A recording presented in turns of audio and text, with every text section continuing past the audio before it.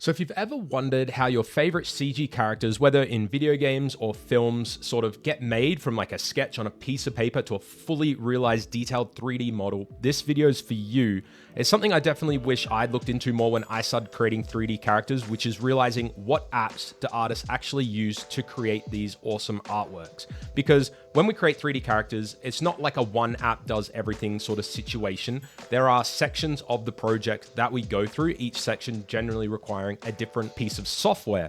There's a lot of pricing involved with that as well. And so I'm going to break it down in this video, what apps we do use to create these 3D characters, starting from gathering reference and working all the way up to a fully realized model. For myself, I'm going to be talking mainly for the game industry. There are some variances when we talk game and film, mainly the level of detail in the final product. But for the most part, a lot of these apps are transferable and they are used for both sort of separate pipelines. Couple of differences here and there. I'm going to go through the pricing for each of these as well and maybe touch on whether or not I think it's worth, some of these apps are worth the price. Unfortunately, getting into CG art, it's expensive. All these apps are in the realm of like hundreds of dollars a year for the most part. Without like further ado, let's just jump in. And when creating any character, the first sort of step is gathering references. And it's one of my favorite parts of the process, I guess, because it's just a little bit of fun jumping on and grabbing random photos on the internet that match your references. Usually we are working from a concept art created by a traditional 2D artist. And the best app that we all use for this is PureRef. PureRef is a free software. You can donate when you download it, and I definitely recommend that to support the developers because it's just an awesome piece of software. I think every artist that I've spoken to uses it to gather their references. Straight up PureRef, that is the number one thing for grabbing references. I know a lot of artists out there like to use other things like Notion or Miro to sort of block out their project, and I guess that would be more for, maybe less for like personal work and more for maybe structured work where you're getting paid or you have like deadlines to meet, where I can see that being beneficial. It's not something I use in my sort of personal work. I have used that in mentorships to help sort of, like I said, structure the project, but PureRef for sure with gathering references. From there, we move on to, I guess, what we would call the modeling phase, creating a high detailed model. And the number one software that I know all artists use for this is ZBrush or ZBrush, however you want to pronounce it. This is the app that I think personally is worth the money. It is like nearly $500 a year, so it is quite a lot, but I think out of all the software I mentioned in this video, this is the one I think is worth the money. I use it for everything. I use it for traditional sort of sub-D modeling, sculpting. It's the one app I use for everything. I don't like to jump in and out of other apps. I think every artist that I know uses ZBrush. That being said, there are other options for creating a high detailed mesh. I know a lot of people stand by Blender because Blender does have sculpting functionality. It's not something I personally use, but if you're unaware, Blender is free. So you can just get it and use it and you don't have to pay for it. I think because Blender is sort of an all-encompassing application, it does animation, visual effects, modeling, like everything. It becomes sort of like that jack of all trades, master of none sort of situation, whereas ZBrush is specifically for sculpting high resolution meshes. And so it is very good at that one thing. And then another program I know people use a lot of is Autodesk Maya. There are other Autodesk softwares out there that people use, but Maya is one of the most popular ones. And this is for, again, traditional modeling. I have sort of veered away from using it for modeling. I use ZBrush and ZModeler for creating all my meshes now. Maya is an expensive program as well. Again, you're looking nearly $500 a year for that software. I personally don't use it when creating characters because I don't like jumping in and out of apps. I like to just sort of stay in one, work on the character, move on to the next step.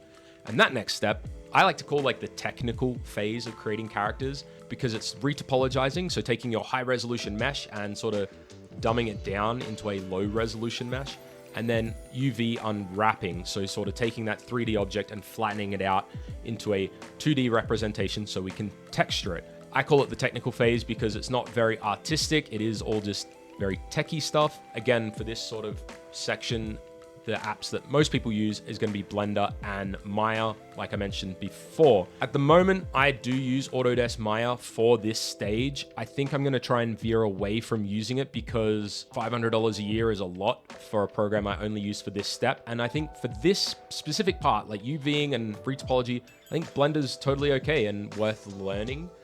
Not something I've used before, but I think in my next character, I probably will plan on using Blender. Again, trying to get away from using all these expensive softwares. I can't keep paying this much. You got Blender and Maya, they're the big ones for this section. Now, to be fair, there are some very specific applications for retopology and UV unwrapping. I know Rism UV is very popular for some people, and TopoGun, again, these are programs that are very specific to one task. I'm not a huge fan of that because I try to keep my workflow as clean as possible and narrow the amount of apps I use right down to the least amount as possible. I find that jumping in and out of programs constantly just gets a bit much, and then all of a sudden you're dealing with all these different like files, and you have to keep like organization like on point because you're going in and out of all these apps.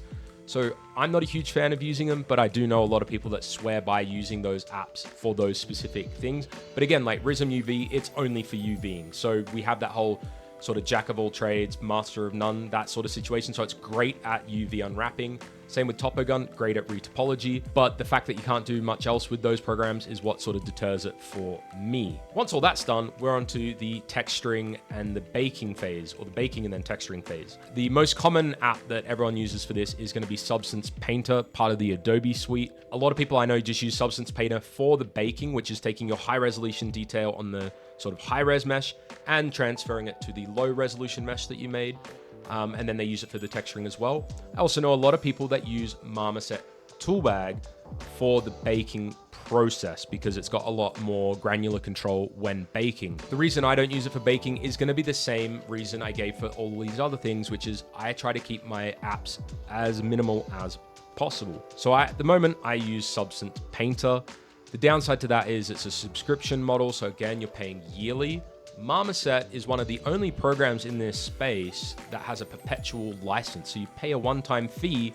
Granted, it is, quite a lot, but then you get the app forever. There's a benefit there as well. And I'm definitely leaning to trying that on my next big project because I've used Marmoset Toolbag for presenting projects, but I've never used it for texturing and baking before. And I do know it is getting a lot better in that sense. So definitely something I'm going to try. But Substance Painter is definitely what all the people I talk to, that's the main one they use, especially in the game industry. In the film industry, I think most people use the Foundry's Mari software. It is a lot better at handling high resolution detail and high resolution textures, but not something I've used because I do game characters. But yeah, Mari is another one there. So as you can see, there is a lot of different apps across the spectrum that we use, but we can sort of break it down in terms of like the apps I use is super simple. It's PureRef, ZBrush, Maya, and Substance Painter.